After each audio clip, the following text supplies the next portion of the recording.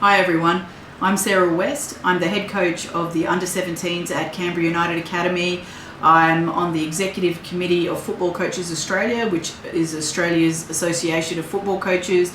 I'm on the technical committee at Capital Football, and I'm a football coach with the Royal Australian Navy as well. I fell in love with the game in grade 1. It was frowned upon back then in the mid-80s for girls to play soccer.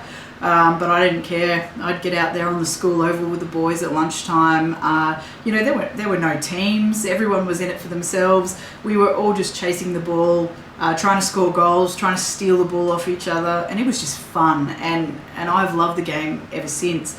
Often tell the story of how my mum had to sign a waiver to waive the school of liability to let me play organised school sport with the boys instead of the girls. The boys played soccer, the girls played netball. I wanted to play soccer, to her credit, she let me do that, and it was amazing. And my football journey continued long after primary school. I played in Brisbane Women's First Division at 14. Then was brought into Cavendish Road State High School's Football Excellence Program in the inaugural intake, and did football at school. It was amazing, and I've had the privilege of watching some of my classmates do amazing things in the game ever since. I went over to Europe playing futsal in 2000, which completely opened up my eyes to the world. So sport gave me that gift, and that was amazing. I've now coached in community leagues in the NPLW and now at the Academy. I've done my C licence and my B licence, and I'm striving to do my A soon, I hope. And I just want to be involved in this game for the rest of my life. I want to make this game my career. So what moment prompted me to be an advocate for inclusivity in sport? It's a really hard question for me because there wasn't one moment. This progressed over a period of time, but I do remember when I first started doing my advanced coaching licenses and looking around the room and going, where are all the female coaches? It's not rare in this country to be the only female in a room of 30 coaches, and for me, the numbers just don't add up. We are the highest participation sport in the country. There are thousands of girls across our nation playing the beautiful game, but for some reason they're not progressing coaching and commentating and administrative roles in the game, in many numbers at all, and it really just doesn't add up for me.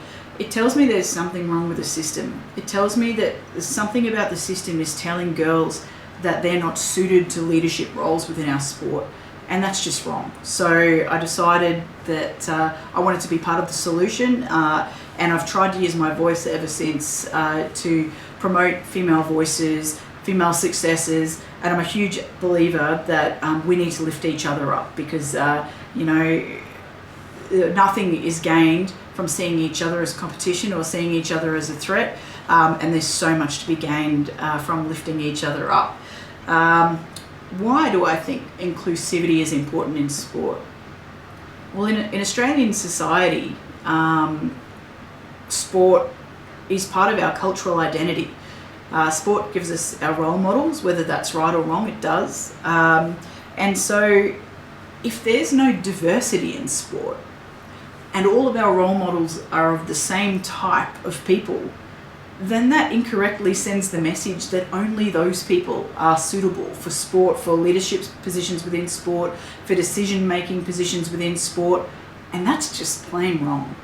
Diversity of thought makes outcomes better, there's no question about it. So the more people we have from diverse backgrounds in coaching, in administrative positions, in decision-making positions, as commentators, as voices in our game, the better the outcomes will be for the entire game, for the entire sport, but also for our society in general.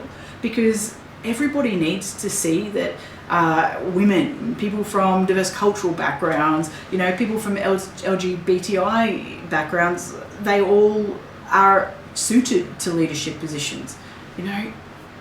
just because of who you are or the color of your skin or who you choose to love, or whether you're a male or a female, that shouldn't be the deciding factor in whether or not you can lead people, make good decisions. So I think inclusivity is so important, but also because sport is so important to people's mental health and physical health, that we need to be showing that sport is for everybody. So if there's people within leadership positions in sport that are across the spectrum of, gender, cultural background, sexual preferences and identities, then participation will be reflected in that as well. So, I think the more people in Australian society that play sport or are involved in sport, the better our communities, the stronger our communities, the better our mental health and physical health outcomes, and that's good for everyone.